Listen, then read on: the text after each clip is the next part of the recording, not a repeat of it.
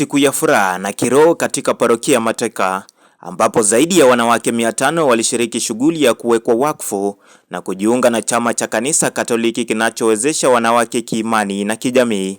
Tumekuwa na kongamano la wamama wa dikania ya Bungoma ambao ilikuwa tunawapokea rasmi katika shirika la wamama wa Katoliki katika dikania hii ya leo, na tunahimiza na kuombea wamama wetu wazidi kushikilia imani na kudumu katika imani. Tukio hilo limewakutanisha waumini, viongozi wa kanisa na jamii ambao wametoa wito kwa kuimarisha ushirikiano katika kujenga jamii ya maadili. Vilevile wameomba kutetea nafasi yao katika jamii ili kuimarisha mchango wao katika kanisa na nchi kwa ujumla. Na tunaomba waweze kusimama katika nyanja zote, katika kisiasa, katika kiuchumi, katika kiimani na sehemu zote ambazo zinamhusu mwanadamu.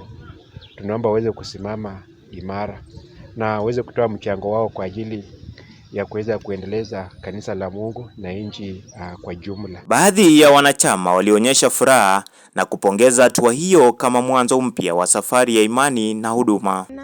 Tumekuwa hapa parishes 11 na hizo parishes zote wamama wametoka kwa wingi.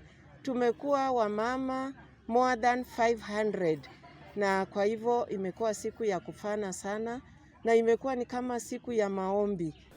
Mimi nashukuru maana Mungu ameweza kutuwezesha tukafika siku ya leo mahali hapa Mateka. Ni kwa ajili ya sala, kwa ajili ya wamama. Saidi sana kitu ambacho naweza kuomba, tunaombea nchi yetu kwa ajili ya mambo ambayo yanatendeka ambayo sio mazuri. Na hilo ndo ombi letu ambalo tumekuwa nalo leo siku ya leo. Tunaombea pia watoto wetu vijana. Tunaomba tu ya kwamba ile yote ambayo wanafanya wakaweze kuweka Mungu yao mbele yao. Tukio hili linawapa wanawake nafasi ya kuwa mstari wa mbele katika kulea, kusaidia na kuombea jamii kwa ujumla. Nikiripotia mtazamo wa Dira kutoka Mateka, kaunti ya Bungoma, jina langu ni Evans Ahao.